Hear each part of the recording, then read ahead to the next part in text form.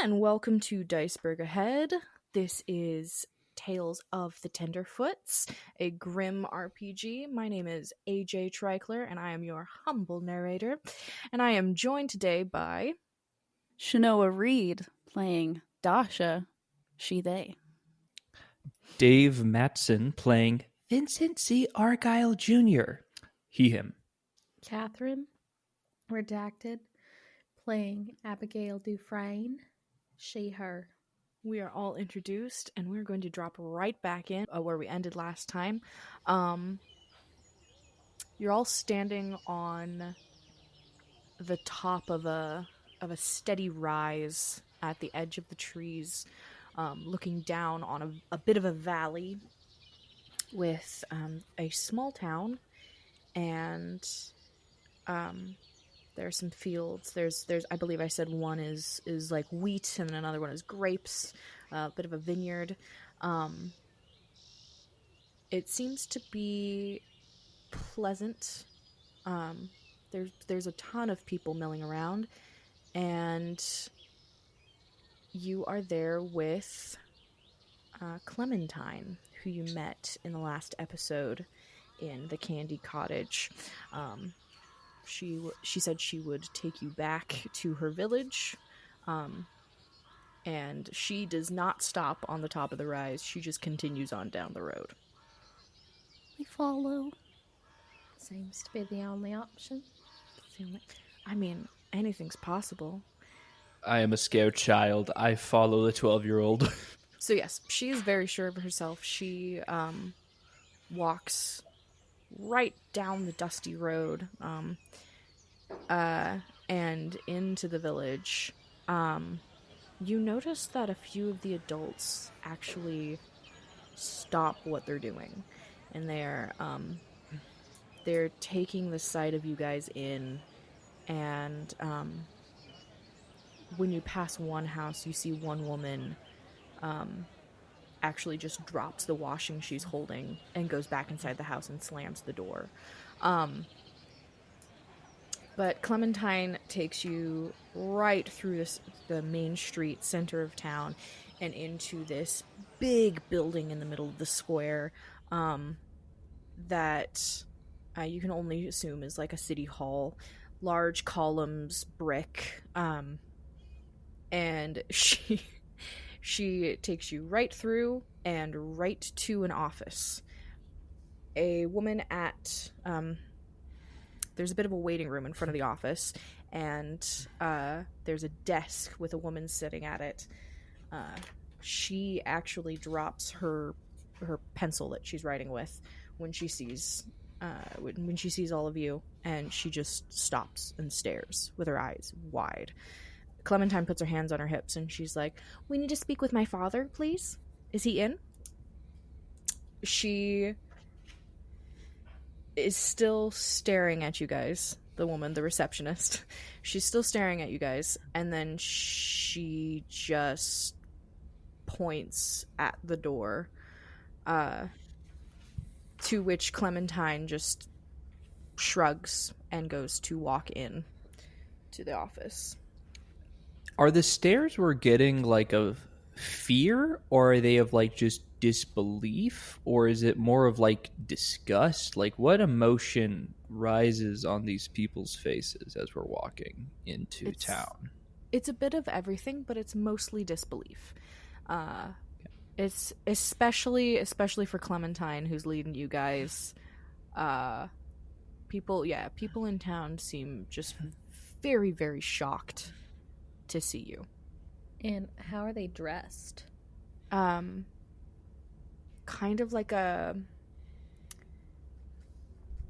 don't want to say like classic fairy tale garb, but you know, where it's like a mixture of all different European cultures, but strongly German, but it's just mostly fairy tale. So like general medieval fantasy, like a Beauty and the Beast village type thing? Yes, absolutely. Okay. So, Clementine throws the door open, and there is a man and a woman in the center of the room, and it looked like the man had been consoling the woman. He is fairly tall, and she is as well. The woman has the same dark brown hair that Clementine has, and it is also pulled into a braid. The man has this very, very thick mustache that is curled up on the edges. It looks like he takes very good care of it and himself. They both have the air of like a higher, wealthier couple in the town. The woman turns to you all. Upon seeing Clementine, she just clutches her pearls and gasps, and then runs forward and pulls her into this absolutely bone-crushing hug. She is crying, she is kissing her all over her face, and meanwhile the man is standing back by the desk. This big, dark, well-made oak desk. And he takes in each of you steadily before walking forward and also giving Clementine a hug. The woman kind of like pulls back, lets the man hug Clementine, and then is like, where were you? What happened? What we thought we would never see you again. We thought you were gone with the other children. We thought that you'd never come back, and here you are. And what happened? And who are these people? Who are these kids? You know, where did they come from? And the man puts a hand on her shoulder, and he's like, how about we all just sit down, and Clementine will tell us the story, and these kids where did you find them? Clementine regards you and then says, oh, they were in the house. I'm going to speed walk to the older man and just start tugging at his sleeve a little bit. I need you to call my dad. You're the mayor, right? Yes, I'm Mayor Brummelspringer. Okay, Bumble, whatever.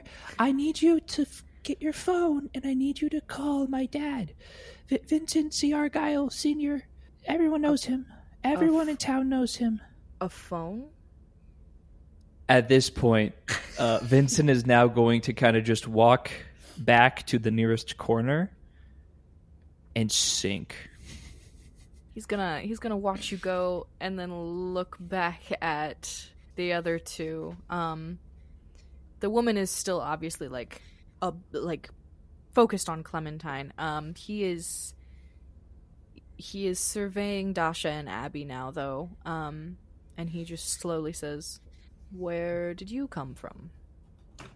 I'm Dasha. I'm 9. Very nice to meet you, Dasha. And you? My name is Abigail Dufresne. I'm in 4th grade, and I don't know why you don't know what a phone is. It's like a box. He's gonna look at Dasha and he's gonna say, will you go, your friend over there, will you go and get him to sit on the couch? And he points at a couch kind of like in the office is bigger than you'd think it would be for a mayor. I walk over to Vincent. Go sit on the fucking couch. I don't want to. What is it? Why doesn't he know what a phone is? I punch Vincent with my little arm. Does it hurt? No. Are you trying to make it hurt? No, I'm just little. My muscle's a 1, so regardless. Oh, yeah, no, you're... You know how to fight, but it's because you know how to bite. Yeah. Go sit on the couch. Don't touch me. Fine. I'll do it. I'll do it. Stop. He's just gonna whimper and just mull his way over to the couch and just very crappily just like slump onto it and then curl back up into his ball. Sir, Mr. Mayor, can you tell me about this? And then I hold up my newly acquired axe, candy cane axe. Ah. And there's a split second where you can almost visibly see the ... above the two adults' heads. And then they both turn on Clementine and they both start yelling at her. What were you doing close to that cabin? What do you mean? Like, we told you to stay away. Why did you go over the ridge? What are you doing? We thought you were missing. Like, and suddenly their relief at having found her turns to just they are not happy. And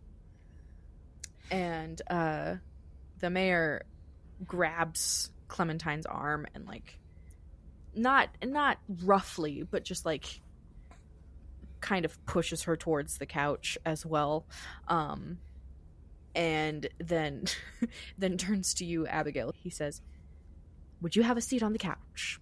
I prefer to stand. I stand next to my spot on the couch. Okay, that's your okay. He leans out the doorway, and he says, Liesel, will you get us some tea and try to figure out where he turns back to you and he goes, where are you all from? Cold Falls. I don't know. It's gotta be where is that? I'm not familiar with all the towns. Less than 10 miles from here. It's a town. It's a town less than 10 miles from here. We were just there, and now they don't know where it is. He and the woman share a look. Cold Falls. And he looks at the woman and he just goes, will you stay with them? And she's like, yes, of course. And so he leaves the room and closes the door behind him. She watches him leave and then whips back around to Clementine and goes, so you were all messing around the candy cottage, I don't know. I'd never been there before. I didn't know what it was. I think during this time, since I haven't been forced to move to the couch, I'm assuming I got forgotten over where Vincent was. I'm gonna, like, start snooping, like, in the desk. Okay. Just trying to, just getting into stuff. And, like, looking at shit and, like, touching my grubby little fingers on everything. So you're digging through this desk while, and I'll let you know, her name is Philomena Brummel-Springer. She's Clementine's mom. You're looking through this desk, and you find papers, letters from other mayors and towns and things like that. You also find one big gold coin that's fairly big, and it has a rat on one side. I like rats. I put it in my pocket. You take the coin? Of course. Okay. You can't tempt me with gold and rats and not expect me to take golden rat coin. Yeah, other than that, there's just normal office supplies, but fantasy-esque. So, like, the pencils are all made out of, like, twigs, and there's, like, one very pretty feather quill on the top, as well as, there's a pretty feather. The feather. Sure, yeah, you separate the feathers on the top of the quill. Yeah, absolutely. The feathers and part, like a little shithead. I'll let you. Yeah, you can do that. So Philomena is still lecturing you, and then she finally just stops and says, "At least you're safe. Did you?" And she's talking directly to Clementine. She says, "Did did you see where any of the other children went? Or and Clementine shakes her head and she's like, I genuinely don't know what you're talking about. And that's when the door opens back up again, and this time the receptionist walks in, kind of tottering around. She has a tray of tea, and she goes right over to the desk, and she like sets it down, and then she makes eye contact with you, Dasha. And then she kind of slides over and sees the quill is all separated and fucked up now, and that a couple of the drawers are open. And she goes, okay, do you want to go sit down? Maybe you shouldn't be looking at things that don't belong to you, dear. Okay. Yeah, just go. And she like sweeps around the desk and kind of like pushes you away and like closes everything and makes sure everything is all and you can all see her on the couch behind Philomena's back. She's like trying to put the quill all together again, and it is really not working, and it's just she finally leaves it and then heads back to the door. And as she's leaving, she runs back into Mayor Brummelspringer, who's coming back into the office with a big map in his hands. And he wordlessly just kind of like moves a few chairs out of the way and then puts the map on the ground and rolls it open. You can see a whole bunch of little towns and a section of the map. You're not sure. Actually, Kathryn, Abby might be able to comprehend it slightly more.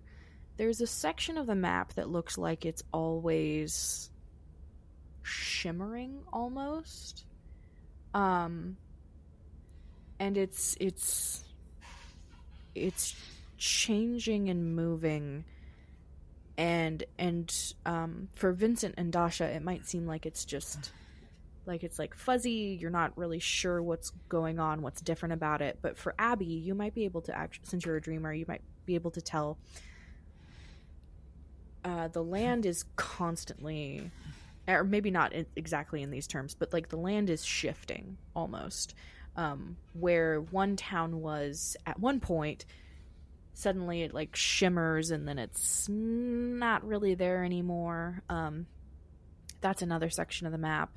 On one side is all like coastline and bays and inlets, and the other side is this big mountain range. He spreads it all out. It's a big map. It takes up at least, it's big enough to be like a rug on the floor of this big office, you know.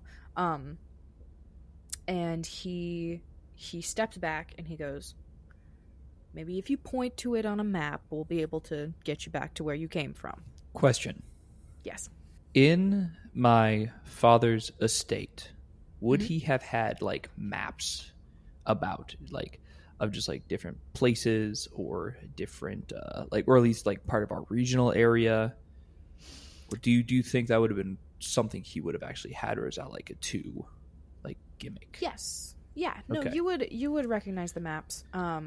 Because he works in insurance. Yes, unfortunately. Yeah, he works in insurance.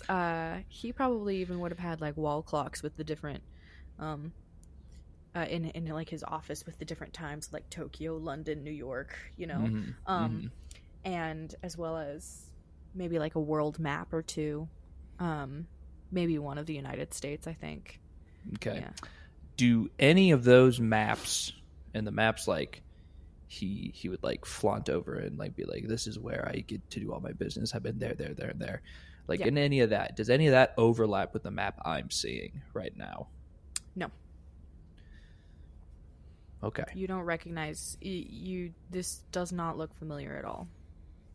Vince is still going to go over to the map and he's going to desperately try to find Cold Falls on there. You don't see it. It's not there at all. Especially when you're able to locate Hamlin and where that is on the map. and then like the forest beyond and stuff like that where you must have just been. The top of the map, it is just forest, and there are some like places marked, but it's not, it's the place you came from did not have a forest that big. Okay. Yeah.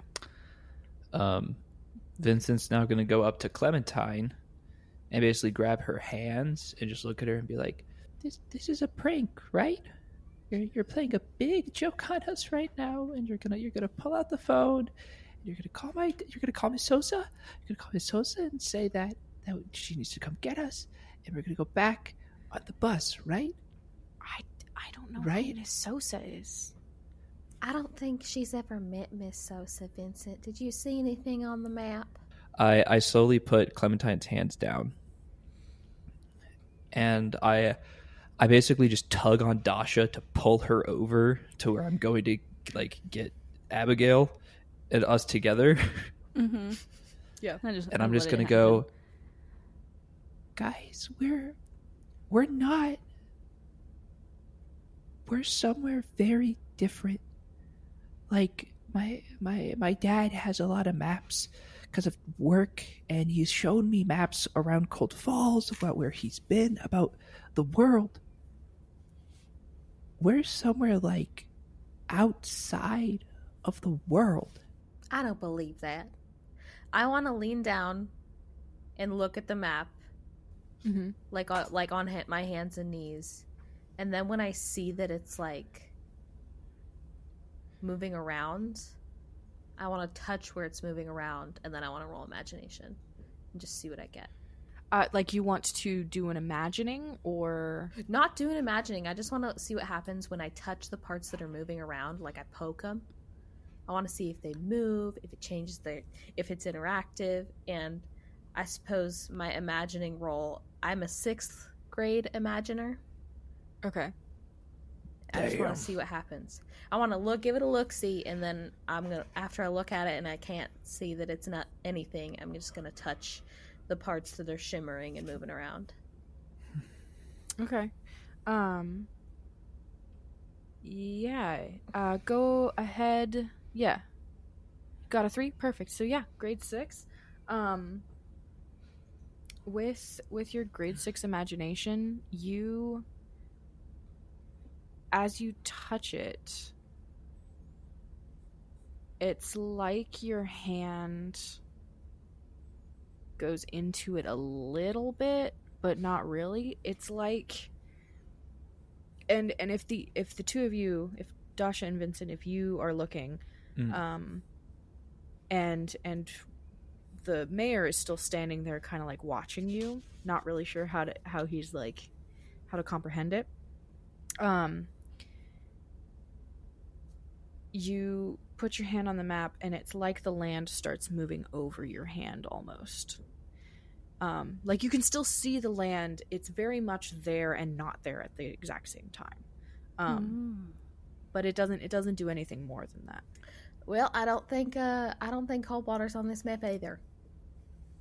Actually, I don't know what's on this map, but I don't think. Then where are we? I don't know. I don't know. But they Where don't are have we, phone. Well, and he shares a look with Philomena, and he says, "You're currently in the town of Hamelin, in well, this land has a lot of names, but mostly it's just called the Grimm Lands." That's not America or British Columbia. does the Grimm Lands clock at all with anything I've ever heard or been read? Anything? That's a good question. What is your grade in gamer? My grade in gaming is 4th. Me too. I got a I'm a win. 4th level gamer as well. 4th level Fuck gamer. yeah. Rise up. So you would recognize the town of Hamelin, definitely, as being the Pied Piper fairy tale. And so, because you probably have heard the story of the Pied Piper and things like that. Grimm, you feel like there is something around being told about like Cinderella or like Rumpelstiltskin or some other kind of fairy tale that sounds it sounds like it's ringing some bells, you know. Would a 5th grade book learning grade, 5th grade, would that do anything for this? Let me look. I can also roll if you want me to figure out, because I feel like this is Vincent actively trying to cue in. Book learning includes skills in the following subjects: grammar, math, science, social studies. Yeah, so it's more of a book smart thing than like a whimsical kind of. Most Grimm Lands residents can't properly count beyond their number of fingers. Okay, so Bro. this. Oof. That's what it says. About Okay, ready to cool. be genius. Okay, so trying to recall fairy tales and stuff would not constitute book learning. No. Okay.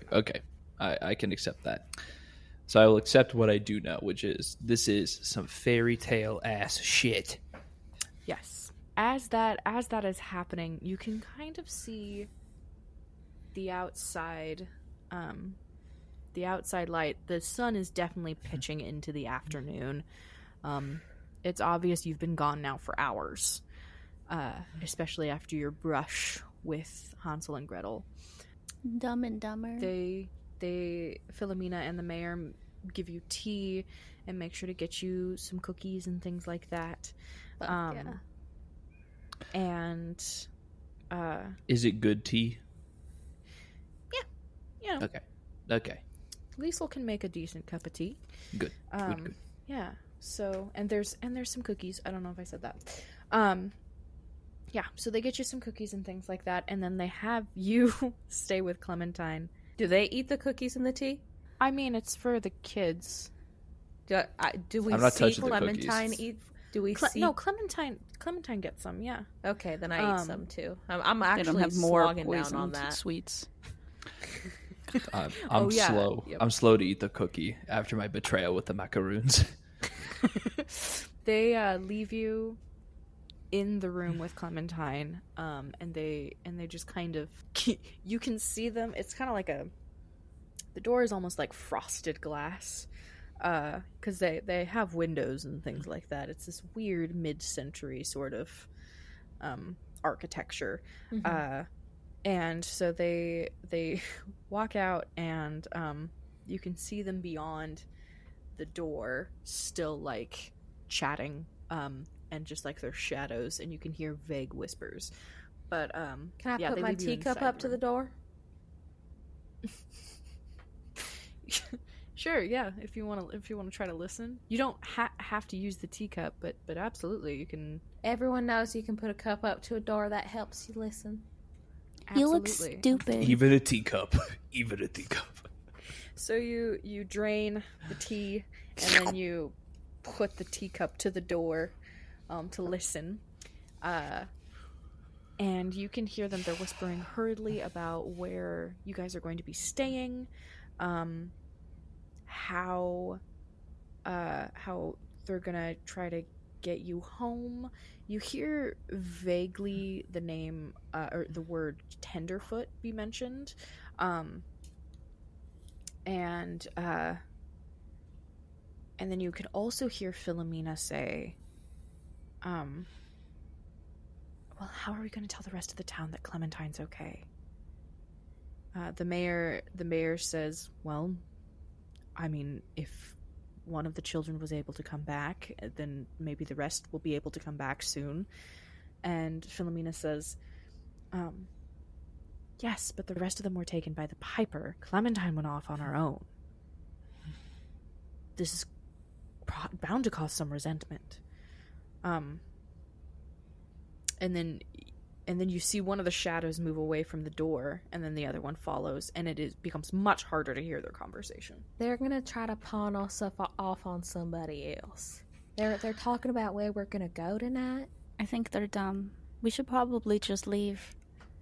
I understand. Do you have a tent, a bedroll, fire?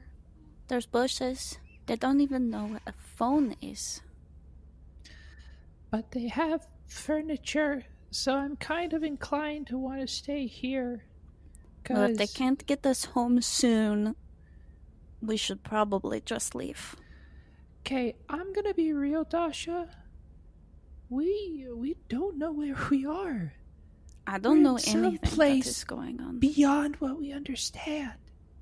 We got here And somehow. Vincent's going to get up and he's going to walk over to the desk and he's just going to quickly hit his head onto the desk kind of hard. And it hurts, right? Nothing happens except for the pain, right? Clunk. Yeah, no, nothing happens. You just might have a bruise now. But Clementine sets her tea down and like runs over and pulls you back, and she's like, "Guys, they're probably just talking about where you're gonna stay the night, and then you can continue on from there." You know, Dasha, we're not even dreaming. I hit my head and it hurt. Yeah, You're I don't know pathetic, why Vincent. you did that. It's complicated. I don't know. Who is this Piper? Do you know who Piper is? oh, the Piper. Wait, I think I know who Piper is because I have a forward gaming too, right?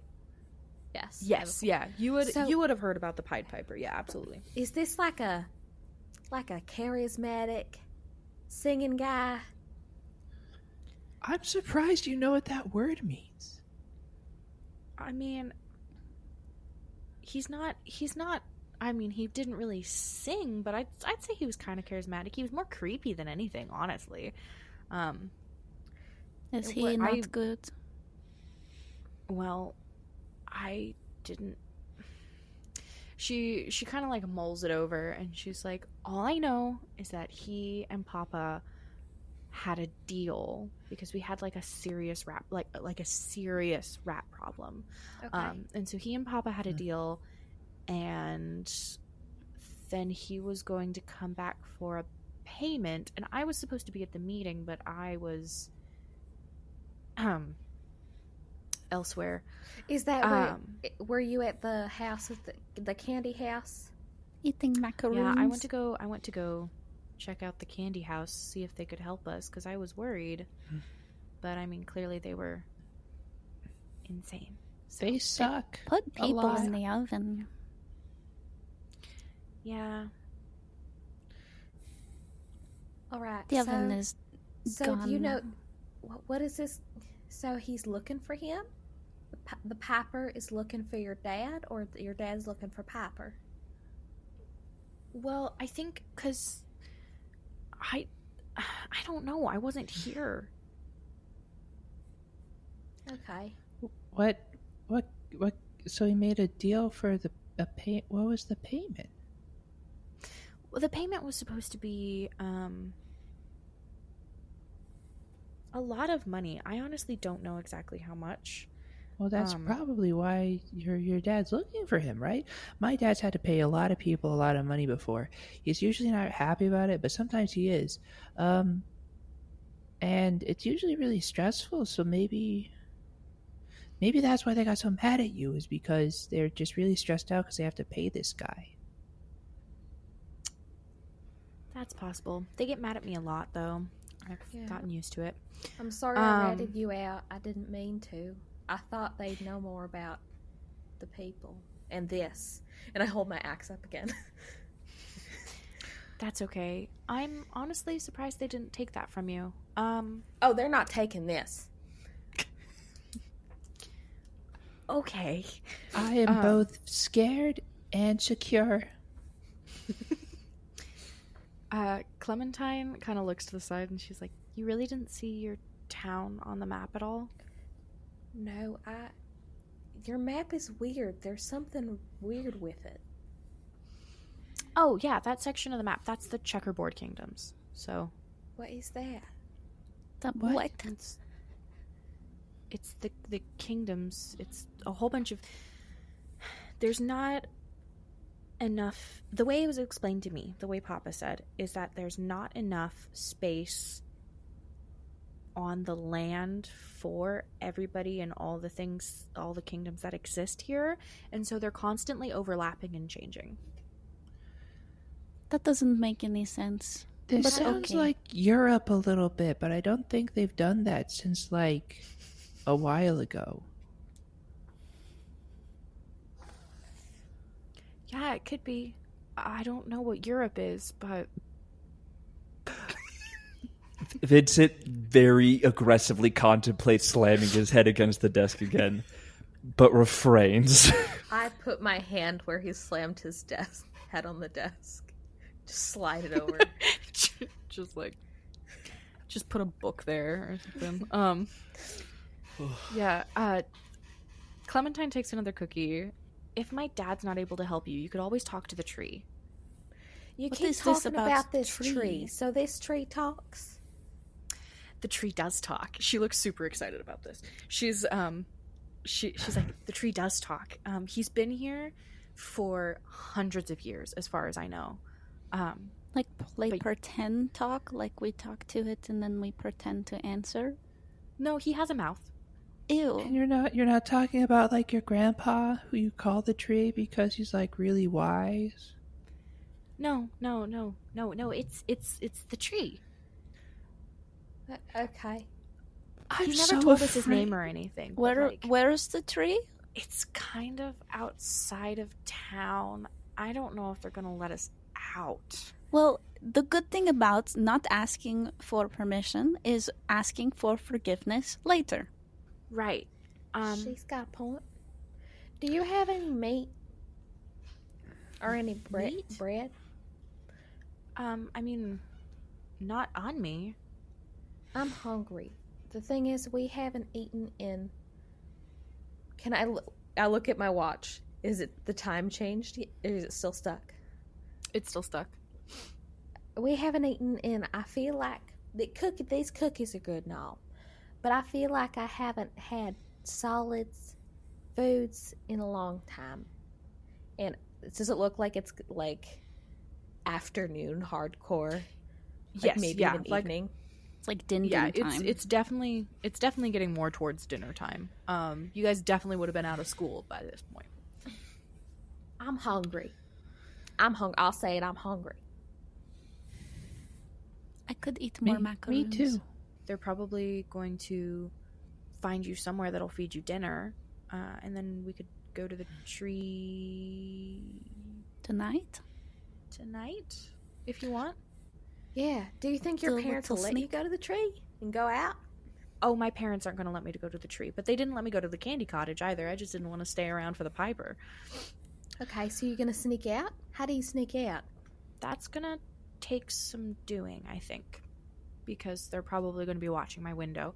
Usually how I get out is I tie all my blankets together, and then I put like Okay. this rock on the end, and I tie it like so it's like heavier, and then after I get out of the window, I just like throw it back up through the window, so it's like more like a weight. So That's can how you I do usually it get out. or no? Huh? So can you do it or Oh. no? I can try, but we don't even know. And then in the middle of that sentence, that's when the door opens back up again, and Philomena is standing there, and she goes, "Okay, we found somewhere for you to stay for the night, and then we can work on getting you home tomorrow, okay?" Okay, can Clementine take us there? Yeah, Clementine can come with us. Yeah, I'll lead you to where we're going. Okay. She's just, no offense to you folks, but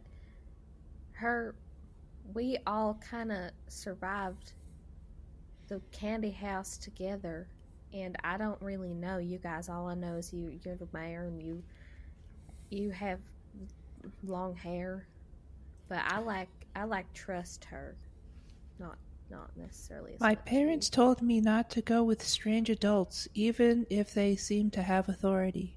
My parents said that they spent a lot of money on me. I lean over to Abigail and I'm like, Are we sure she's not like some breed of dog? I give Vincent a withering look, inflicting 10 social strain. Vincent kind of just recoils into himself and he's like, okay.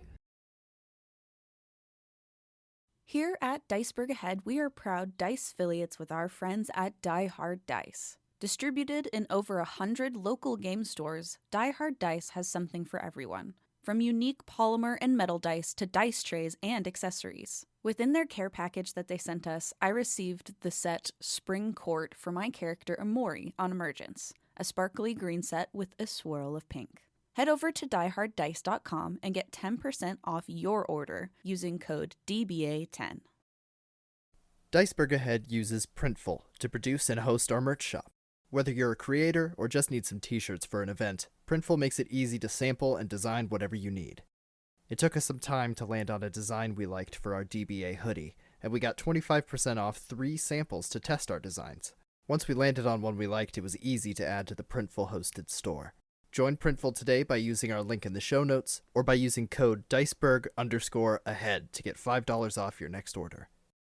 As an avid player of TTRPGs, I choose my dice to fit my character. Crystal Maggie has an expansive inventory to meet your needs. This year, they released one of my favorite Liquid Core sets titled Flying Dragon, which is inspired by The Lord of the Rings, Eye of Sauron. Sort by material, collection, or color, making your shopping experience easy. Accessorize with dice trays, bags, or a dice necklace to display your favorite D20. So head over to crystalmaggie.com and use code, all caps, DICEBERG_head to get 10% off your next order. Philomena leads you out, and back out through the hallway, down to the front, and out into a bit of a courtyard. Clementine was like in a rush when you guys first came up here, but now you can see it's kind of like it is very much the center of town where this town hall is, and people are starting to head towards their homes. It seems it's very much kind of like an end of the day, out of the fields, end of work kind of vibe in the town. And she leads you down one street that to what looks like a tavern. The sign has a single goat on it, with like an embossed gold kind of like squiggly line around the edges. And she leads you guys inside. Inside, it's completely empty except for a woman behind the counter who's like kind of like wiping it off. She has this very stern look on her face, and then a man in the corner with a hat pulled down over his eyes. Woman behind the counter wiping it off furiously, and when you guys enter, she looks up and she goes, "Oh, I didn't realize they were coming right away." Philomena kind of ushers you guys over to the counter and says, "Yes, did you happen to get any food started? I do believe that they're probably hungry." The woman behind the counter, she's like, "Yeah, sure, for free, right? That's what we're doing. We're doing for 3 kids for free." And Philomena's like, "Well, we don't have any money to pay you." And the woman behind the counter says, "Yeah, or else you would have paid the piper, right? Yeah, cool." And she throws down her rag and then heads to the kitchen.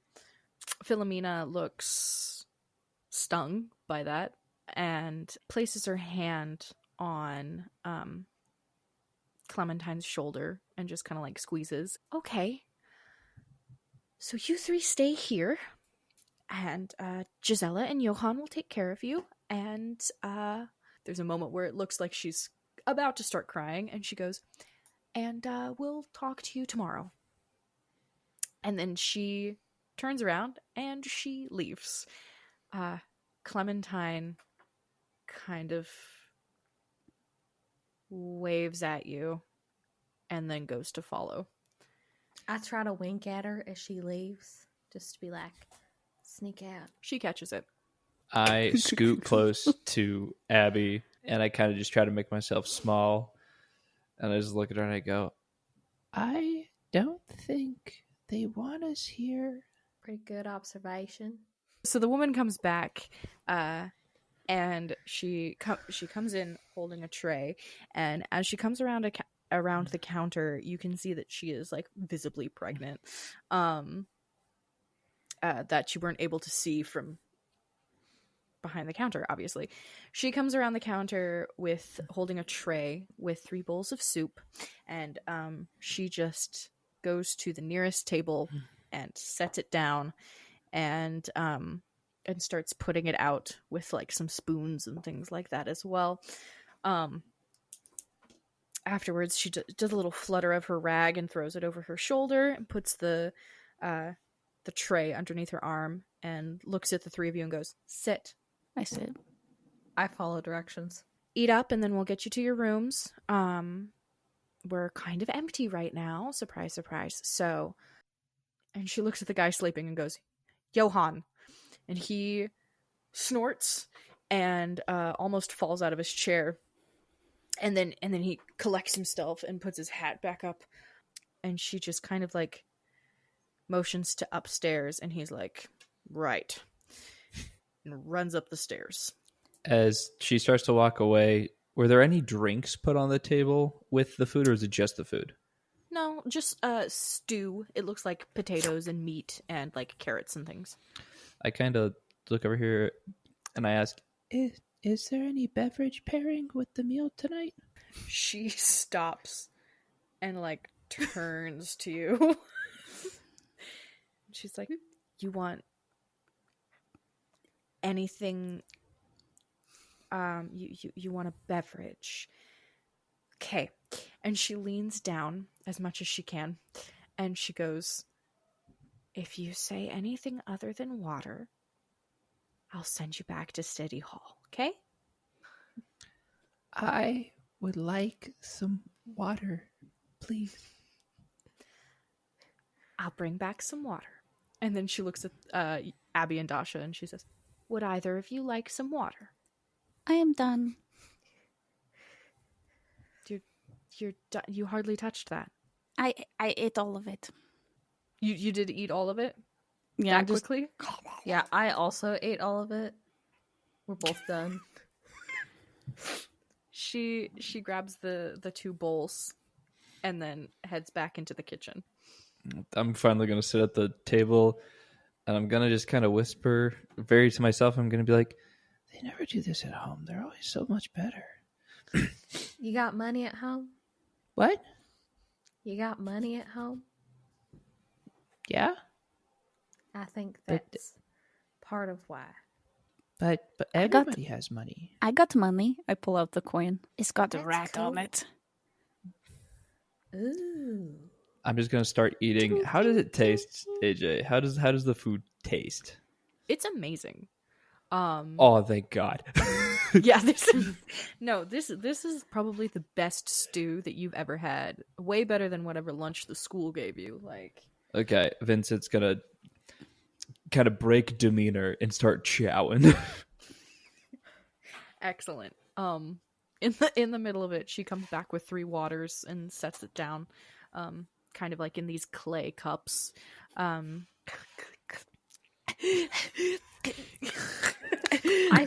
stare at her belly in that like weird way only kids can, where it's obvious I'm Yeah. just like, what's going on in there? She notices, and she just kind of places a hand on her belly protectively. And you can see, because she's had a scowl on her face this entire time, you know, and then you can see it kind of falter a little bit. And she just softly goes, "So where are you all from?"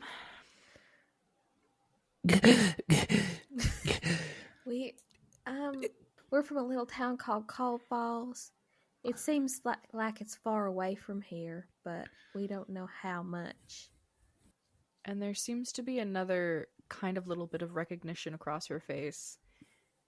And then she takes in what you're wearing. Then the axe. And then the axe, you know. But, and then 2 and 2 seem to be put together for her. And she's like, oh. And I'm guessing you've never been here before. No. No, ma'am. Okay. So, they didn't tell me that you were Tenderfoots. What is my that? feet are tender. It's, well, sweetie, and she pulls up another chair. Suddenly, she just like demeanor seems to have shifted, you know. We almost got eaten by an oven. You almost got eaten by an oven. Well, we almost got eaten either by 2 people or an oven. Did they eat anything, or was it just the oven? I wasn't sure. I don't know. They had a bunch of candy that they weren't eating, and The candy made me feel really weird. What did It they wasn't- eat? If the oven ate us and the candy, they couldn't eat it, what could they have eaten? there's an even split. They do like part candy, part children. Well, I mean, They we eat don't the have to get kids. into the specifics about the candy cottage. They're pretty stupid. I've never met them, but I have heard stories. So, this is probably a little scary for you guys, huh? I've cried a lot today. I shrug. He's cried a lot today. She leans back and crosses her arms, and she's like, I haven't really met anyone like you. There's been stories, of course, but it's been a while since I've known of anyone that has come from what I'm guessing is your world versus our world. I told you guys, this is a different world. Whatever. Do people like us? Do people like tender-footed people? Well, like I said, we haven't really... Normally, Tenderfoots, the people we call from the other worlds, they either do great things or they do really, really bad things.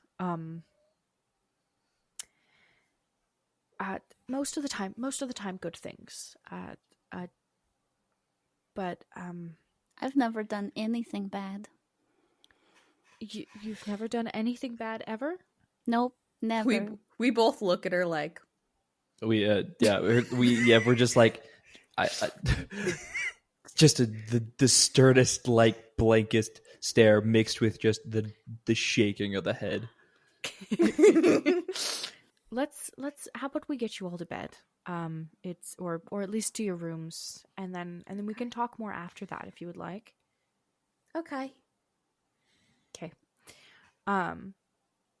She stands up, using the back of the chair, and heads towards the stairs. It's kind of obvious she's expecting you guys to follow. Yeah, I'll do it. I do. I'll do it.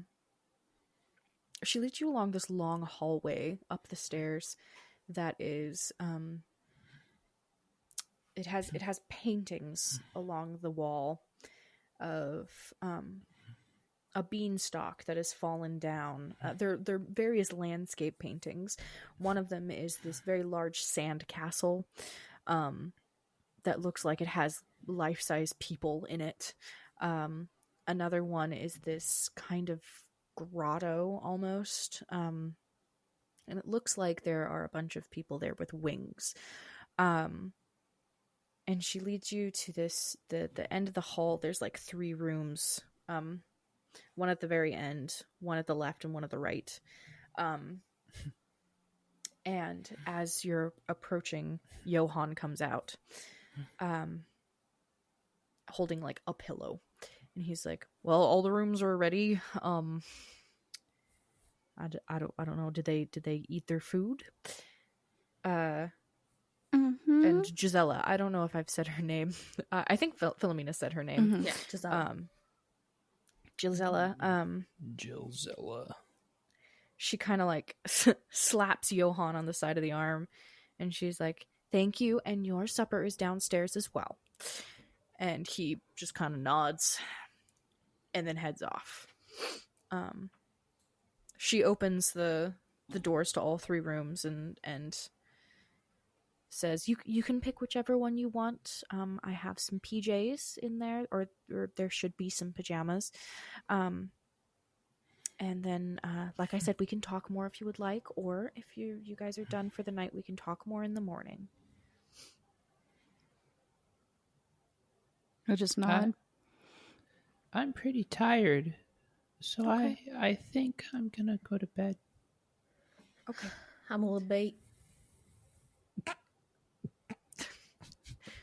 Sounds good. Well, yeah. If you guys need anything, we'll be downstairs.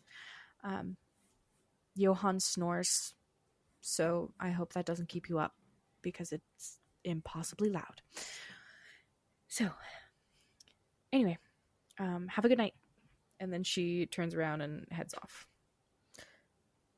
Let's scope out all. Who wants what room? Let's look at them all together. This one's Okay. mine. I go in and shut the door. Which one? Just one of them, the closest one. The closest one. Okay. Yeah, they're all the same. It doesn't really matter which one you pick. Fine. We scope it out. They're the same. Is there any bed that's slightly comfier than the other ones? Do you go in and try all the beds? Yes. They're all like hotel beds, you know? But we're talking brick. like medieval fantasy hotel bed versus Yes. like privileged rich kid. So like Like- straw Yeah, this isn't and Yeah. hide. this isn't a palace. This is like a straw mattress kind of thing. Yeah. Yeah. Okay, that's okay. Good. Like it has nice sheets and stuff on it though, so it doesn't poke you, but like This Yeah, reminds okay, me of okay. the orphanage. How long were you in an orphanage? Not all that long. Just most of my life. Okay. So we need to. Okay, can y'all stay up for a little while to see if Clementine tries to get at your window? I'm We're not on gonna the be s- able to sleep. These mattresses are really uncomfortable. We're on the 2nd floor. We have to go downstairs. Or jump. Or we could do what she did, and we could make like a little something. With sheets. I look around for rope. there is not any rope. There is not a There's not single rope. Do we all? Are they like dressing gowns? I like. Oh, the pajamas? Yeah. No. They're 2 sets of, so like in 2 of the rooms there's like pajamas, and then in one of the room there is like this dressing gown kind of thing. There's also like more children's clothes as well in the closets. Guys, I think that we should take some of these. I'm not pro stealing, but I don't want everyone to know where we come from because of how we dress. I mean, we could change. But we could also use the I don't clothes know. to go out the window. Do we want to do that anyways? I mean, I know we want to go talk to the tree, but what if the adults get angry? What if they don't want to help us anymore? We kind of have like limited options. Well, what if the tree can help us? What if the tree doesn't even exist? I mean, it I all mean- depends on if Clementine even comes here. She might not even show up. So I say we make a little rope out of all these clothes. And after we make a little rope out of all these clothes, maybe we don't need to use it. Maybe Clementine doesn't come over here. But We wait? I think we just gotta make a rope and wait. No, okay. I can get behind that, but I'm keeping I'm keeping my clothes. I'll change because they're kind of gross. But if I get rid of these clothes, my dad'll kill me. Okay. I'm not going to get rid of my clothes. I'm saying we make a rope with these clothes. I will try make rope. Is that a juvie? You're gonna try to make a rope? Yeah. Yeah. Let's say we gather all the clothes maybe into the center room, which hopefully has a window. We gather all the clothes into the room with the biggest window, and we're just sitting making a rope together. Yeah. Perfect. Would it be juvie or scouts, or would either or work? Juvie or scouts. I have neither, I'd say juvie. Okay. Yeah. I'm more Scouts? so in a supervisory role. Scouts too. I've got 4. Ooh. Okay. You said scouts would work? Yes. I rolled a 1. Okay, so you'd go down to 3rd grade level. Mm-hmm. Okay. Go ahead and roll again. I rolled a 1. So you go down to 2nd grade level. Go ahead and roll again. 4. Okay. I also rolled a 4 at 2nd grade level for scouts. So, both of you, Dasha is usually pretty good at stuff like this, but for some reason the clothes are weird and you can't really, like, tie the rope together. I'm gonna say that both of you working together do get, like, a knot or two, but, like, when you pull it, you aren't confident that it would be able to hold you. But you do manage to get, like, some sort of rope. It could hold you. Maybe. It's possible. Maybe. I'm 50% sure if we use this, we'll die. I guess we wait then to see if Clementine shows up. I will be changing clothes to, like, not be covered in the gross, muddy, like, corduroy pants and, like, sweater vest.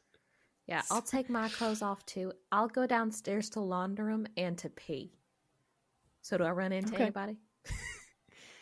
You don't run into anybody. You do see, like, outside of a window who you think is probably Clementine. Oh, just like on the normal porch outside the front door? Yeah. I open the door. She, like, turns around, and she's like, "Where are you guys? Come on." It's, like, well past dark now. Oh, we were upstairs, but I was gonna wash these clothes and go to the bathroom. I didn't. Wait, how long you been here? Just a few minutes. I don't know. Okay, But they're gonna notice that I'm gone. It was really hard to get out. Do you want to just, like, come in? But just be quiet. Okay. And she like follows you inside. Yes, we scamper and then we go to I go to the bathroom. She doesn't have to go with me. I don't know if we're there yet. As friends. She stands outside the door. Yeah. I piss. Do I have to roll to piss? No, you don't have to roll to piss. Oh God, what's the hand washing situation? Oh, there's, like, a basin and, like, a jug of water that's kind of there. There isn't really anything else you could wash your hands with. Yeah, that's about 2 points of mental damage. And is it like lye soap, like fantasy soap? Yeah, like, it's a bar, but you're not sure. I don't know. It's fairly good fantasy soap. It's like, but it is beef fat and, like, Okay, mint. I wash, Yeah. and then we scamper upstairs, very stealthily. Clementine just follows you right up, and then I go and I would knock on both your doors, and I'm like, meet me in my room. I scamper out. I have my backpack on still, but I'm just wearing, like, pajamas. I think that Vincent got the dressing down pajamas and is, like, serving Nebuchadnezzar. Absolutely, yeah. You look so stupid. the two of you got the pajamas with pants, and then you got You got the dressing gown. Very, very Peter Pan. You all huddle in the room, and Clementine's like, so they're gonna notice that I'm missing. We should probably go. Let's go. Right. Probably shouldn't lollygag. Okay. Okay. Let's go to the tree. She leads you out, and it is farther than you thought it would be. She leads you. She leads you back to the edge of the town, and then out past the fields, to another set of trees on the other side of the valley. It's probably like 2 miles that you have to walk. Do we have a lantern? No, but there is a full moon, so it's fairly bright. Okay. Okay. Yeah, like you guys aren't stumbling in the dark or anything. I'm strapping to clarify. Right, you've got your axe. You got your I believe in axe. you. I got my jacks. And I have a book or two in my backpack that you can throw. Yeah, so and she brings you back to the other edge of the clearing, along like a little path that isn't quite a path, but you know when like people walk back and forth multiple times, it starts to get a little run down, very human made. Well, I mean, obviously, but you know what I mean. It's a natural path. Then down into a little alcove, and in the middle of this little clearing is this massive tree, with big beautiful branches, the biggest tree that you have seen in the forest so far. And she kind of like slides down the slope and then heads around the side and motions for you guys to follow to the other side of the tree. Get around the edge of the tree, and you see these 2 eyes in the center of the trunk watching you. There's also a branch right between or not right between the eyes, but a little below it, that looks like it has been snapped off and never grew back. And the tree looks down at you all, and he says, I didn't think I would have visitors this late. It does talk. Guys, she wasn't lying? This is crazy. And every word he speaks, you can hear the creaking of some kind of wood deep within his voice. Hi, dang. Mr. Tree. Hello. Hello? We go, Vincent. Why not?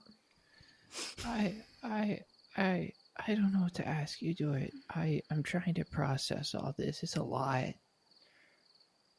Hello, Mr. Tree.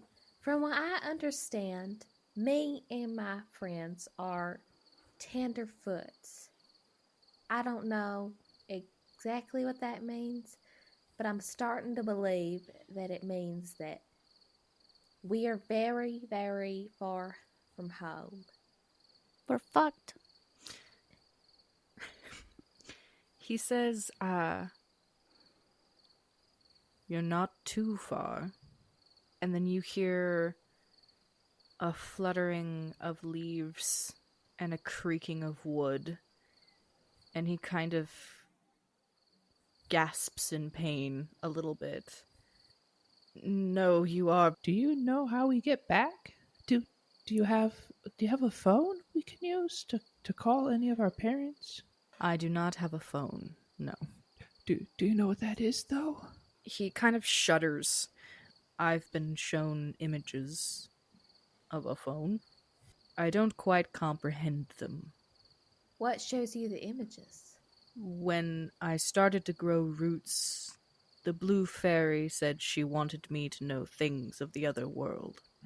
This tree kind of sounds like the homeless guy that hangs out by the school.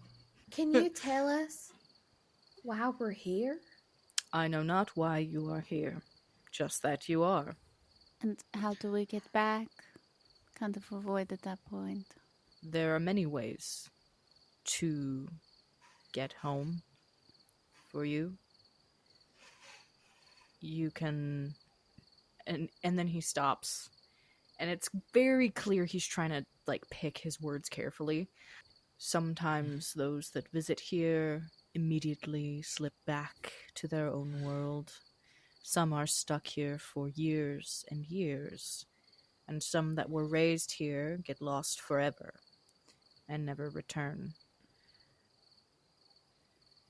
But you may be able to find someone who can get you home. There are those in the mountains that know those like you. There are those along the coast as well. But I don't know how helpful they would be. And you could always speak with the odd wizard or witch or sorcerer and see if they would be able to help you as well. Is the Piper a wizard? The tree kind of shudders again. The Piper knows nothing of world travel. Okay. Sounds like a cunt. Oh my. What is that? I don't know. Miss Wolf said Okay. it once. About what? One of the What, teachers. Mrs. Wolf? Mm-hmm. I just know that's bad because one of the helpers at my house got fired because they called my dad that. So I don't think that's a good thing. Probably not. Wait, do you know Mrs. Wolf? I do not know Mrs. Wolf. Not in her current form. What does that mean? I do not know. And he says that with like a bit of a question mark on the end. And then you hear the same like rustling of the leaves and like another low creaking up in the branches. Mr. Tree, is there any way you could let our families know we're okay? I cannot. I don't have that ability. I can Crud. just see things from the other world. I cannot contact them. Are they sad that we're gone? They do not know you are gone. And yet again, that there's like this heavy creaking and almost like a moaning and kind of like a stifled grunt of pain from the tree. Are you okay? I am fine. And yet again, the noise starts again. And this time he kind of like stifles himself, and then the tree stops creaking. I don't know. So are you saying that we need to either go toward the coast or into the mountains to get answers? There are many along your way that may be able to help you, if you do find them. All I know is that there's a family living in the mountains that has dealt with Tenderfoots like you before. There's also along the coast, there's a bit of a bay with a lot of people your age, but I don't know how keen they would be to help. Oh God. And what about All right. the witch or the wizard? There are a number of magical beings in this land, but you have to be careful with them. Clearly. It's clear that he has something that he isn't... Like, you can almost feel it in the air, that he has something that he's holding back as well. What could we roll? Wait, could I use...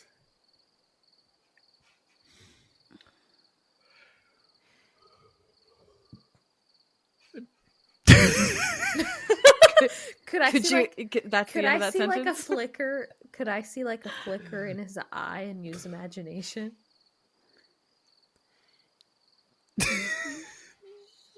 Yeah, I'll say yes. Get a shifty vision out of it. No, like yeah, kind of. Yes. Give me 1 second. Absolutely. So like I'm looking at him and I just want him to give us something, anything so bad. And it's like how when you look at someone wearing sunglasses, you can kind of see what they're seeing. And I see that for a second. I want you to imagine with me, Tree. I want us to dream together. Like you want to try and see what he's thinking? Yeah. About? Or like not enough to really get anything, but enough to know that he's being a little whore. Stinker. So he is what you can notice in his eyes, and I will say you are able to discern that he is he has somebody in mind. He's just not saying who. Mr. Tree, sir, if you want us to talk to somebody specific, then we need to know who it is. That is the thing. I don't think you should talk to her. Is she mean? She is the reason I am like this. You weren't a tree? I wasn't always a tree. And there's kind of like, there's another like shaking and like creaking, but you can tell this time it's like this low derisive laughter almost. Well, is she in the mountains or is she on the coast? She resides in the Checkerboard Kingdoms. Oh God, that place on the map that's all squiggly and all. I start to like break down. Like I start to you can see me start to cry and I'm like, well, I don't know how we're supposed to even get there. I don't know how to go from town to town. We don't have a horse. We don't have no money. We don't know anybody. And then I just start like crying. I feel like Abby is crashing out, as the kids would say. I start to I'm holding my hands at my sides and balling them up in fists and just like keep like intelligently being like, we don't have this and we don't have that and I don't even have a place where I can go swim anymore. I'm afraid I'll get diphtheria from all everywhere here. Y'all don't even have any real soap. Clementine, can you help Abby? Clementine puts a hand on your shoulder and just kind of like pats your back. I don't even have any real soap. It smells so bad. Vincent's gonna step forward to the tree and basically be like, I've already cried too much today and I'm really tired. You have to tell us who it is.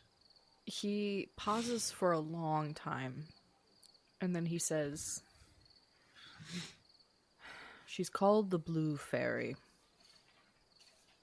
She is the leader of the fairies. And she might be able to help you. But I would use her as a last resort.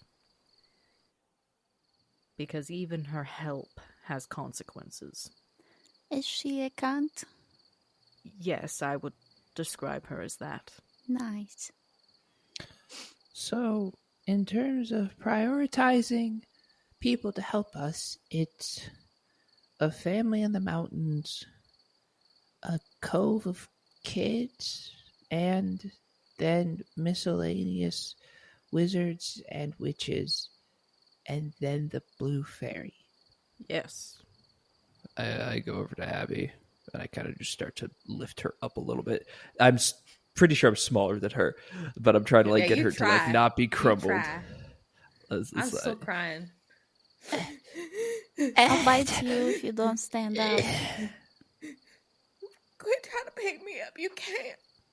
You're not big enough. I know I'm not, but I punch her. Get up. But if there's anything I've learned today after crying so much, is that there's nothing we can do besides this. Besides our best, because the tree said they don't even know we're gone. Your watch stopped. Maybe time doesn't even work the same. That seemed to calm her down a lot. And also, I don't want Dasha to bite you. So you better stand up then. I would bolt up onto my feet after I see the look in Dasha's fiendish eyes. Dasha is just looking for an excuse to bite somebody. She's She first combat. First combat we get into. I'm gonna go over to Clementine and I'm gonna be like, gotta grab her hand. I'm just gonna look at her. I'm gonna be like, okay, I think we should go back now. We talked to the tree enough, I think, and he sounds like he is in a lot of pain. Mm-hmm. Well, he probably is. At least from the stories I've heard. And she starts to like lead you guys away. Yeah. We all scamper. I turn back and I just go, thank you, Mr. Tree. You're very welcome, Vincent. Yeah, right. Thank you, Mr. Tree. It was lovely, I guess. Have a good night, Abigail. I'm like silently sobbing still, but like in a demure way that's not drawing too much attention. Clementine leads you back towards the village. And is there anything else that you would like to say? Or talk about, ask her before the night is over? Clementine, do you know where we can, I don't know, get some like I don't know, like a tent or like a horse, but not for money because we don't have any money. You know, we can get some money. I know that there's a wagon that is probably going to be leaving the village sometime. I don't know when, but you might be able to sneak on there. Okay. All three of us? Well, yeah, I mean, how hard would it be to hide under the blankets with the chickens? I like chickens. I don't think I've ever seen a chicken before. You know, in person. They like in your run lap? around even without their heads. That's kind of gross. I just kind of eat them. I've never seen like a real chicken in person before. You haven't? No. Are they soft? No. Yeah. I'm getting conflicting information. Clementine takes you back to the inn/tavern with the goat on the sign and